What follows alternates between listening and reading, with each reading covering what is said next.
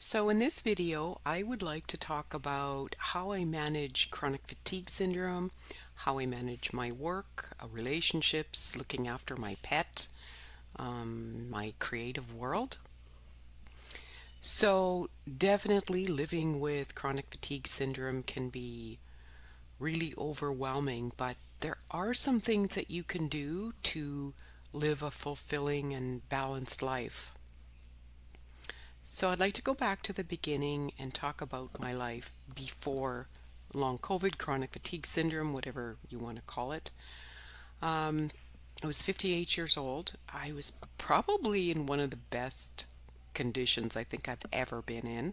I was an open water swimmer. I could swim kilometers, in some rough water with currents and things like that. I was walking all over the place. I was eating super healthy. And then, as we all know, what happened in 2020, I was remained healthy for a year, and then in August, the beginning of August of 2021, was when I got sick. Now, at first, it just started. I went for the vaccine. I was in another country at the time, so kind of was a little slower here. And when I went for the vaccine, I was probably already sick.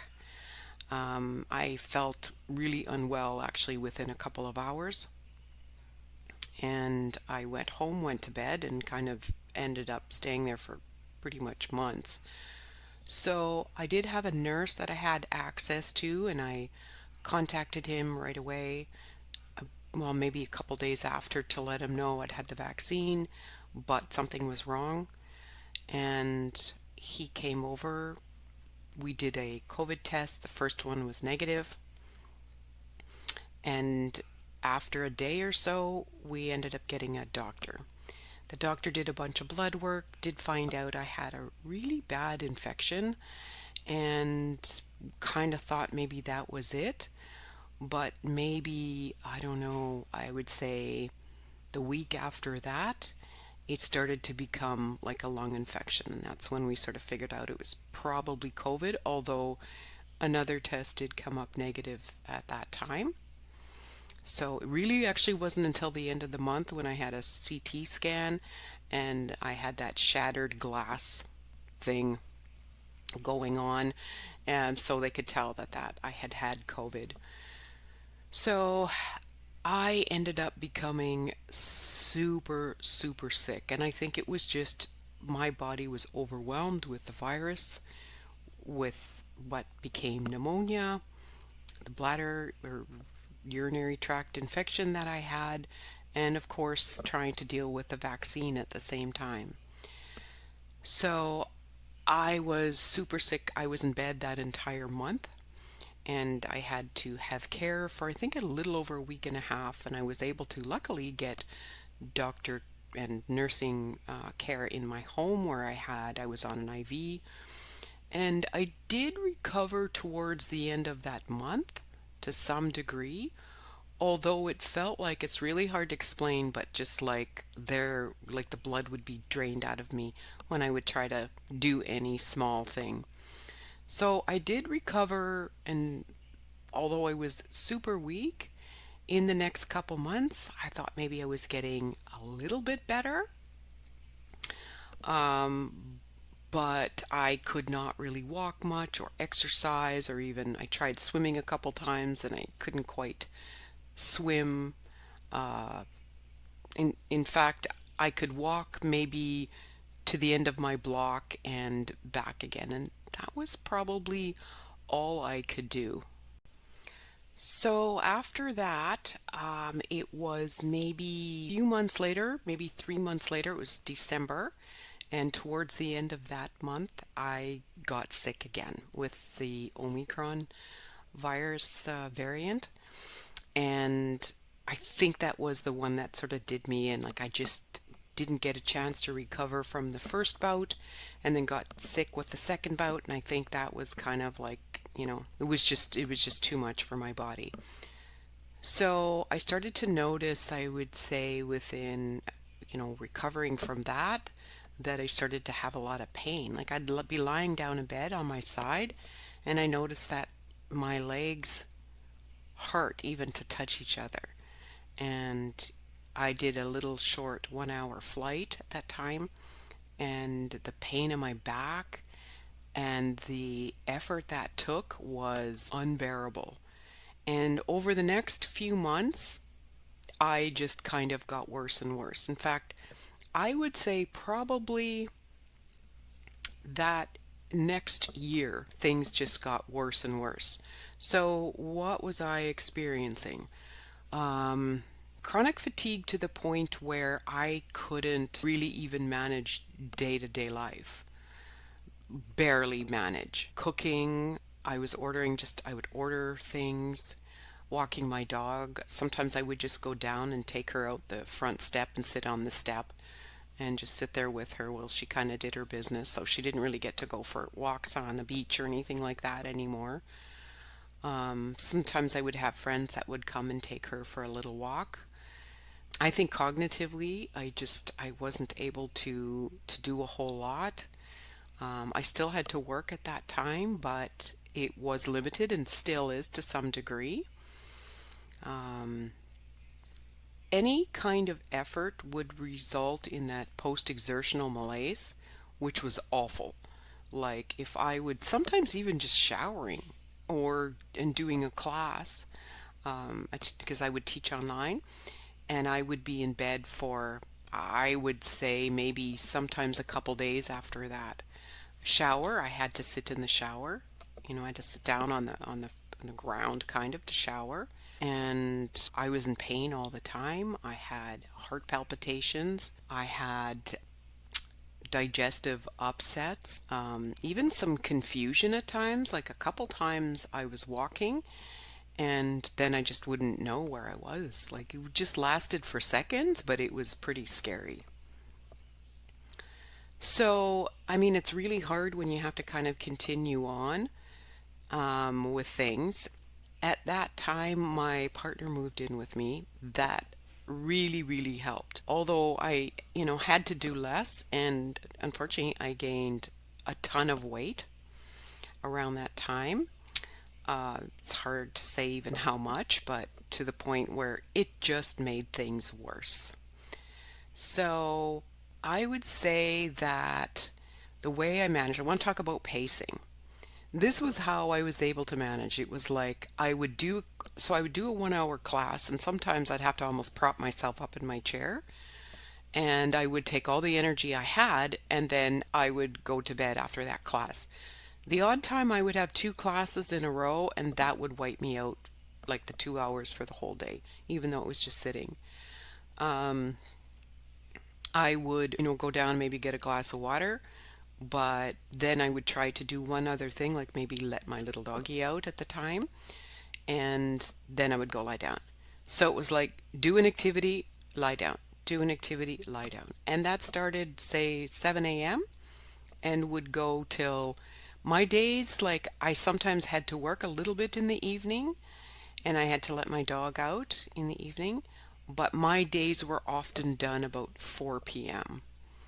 So I was able to be somewhat productive, and I did feel okay if I rested a lot and I was able to be creative, which I would just take my laptop into bed. I would do some writing.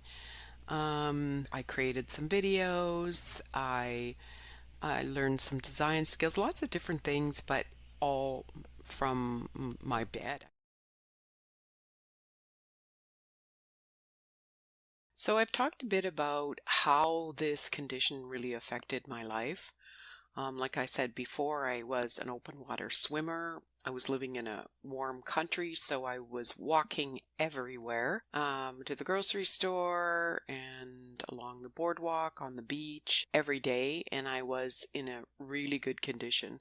So this was really hard on me. I felt really bad, depressed, um, but there were some good things going on in my life. And I kind of want to talk about the good things that happened and also how did I manage my life with this condition. So The good things. Well, I did get into a relationship that was probably the best thing that ever happened to me. This was sort of just the person I had been waiting for.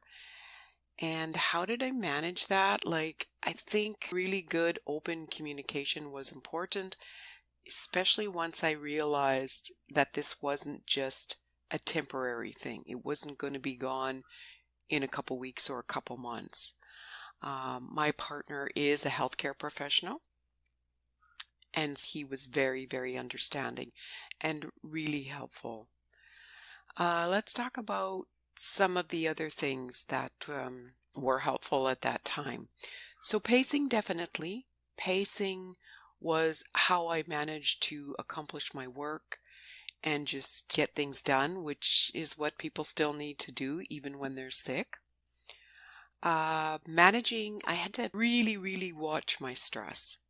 So that did mean I stayed home a lot. Sometimes just going out was stressful, going to the grocery store, just doing any of those things really, even socializing was stressful. So I didn't do a lot of that. And negativity, no, I didn't really read terrible news or hang around people that were really negative. I tried a little bit of meditation, some journaling, just really trying to get a positive mindset. Diet was important. I did find out that there were certain things that seemed to really bother me, like sugar and wheat, bread, those kinds of things. So I did my really best to just kind of eliminate that out of my life and just eat a healthy diet as possible. There were periods of time when I ate more fast food, when I just couldn't even really manage cooking when I was sort of on my own. And I would eat, I think I was really drawn to like a lot of coffee, a lot of carbs, just to try to get some energy. And definitely that made things worse. So exercise, couldn't really do anything about exercise until I ended up discovering something. So we moved to a new location that had a swimming pool, and that pool was ice cold water. So I want to talk about this one surprising thing that really did change my life. And that was swimming in ice cold water. Now I love swimming, so that wasn't hard. I loved being in the water. There's a little shower right beside the pool, so I would shower in that ice cold water first and then go in the pool, and I would just do things to just kind of move about. So first it was just stretching in the water and then just a little bit of swimming. Within probably 2 weeks, I would say that I noticed a huge difference. The first thing I noticed was the reduction in pain. Like, it was incredible. For example, when I would go down the stairs, I was like an 80-year-old. I would put one foot on the step and then bring my other foot to that step and then, take another step down and bring my foot to my other foot. And that's how I would make my way down the stairs. It was just excruciatingly painful.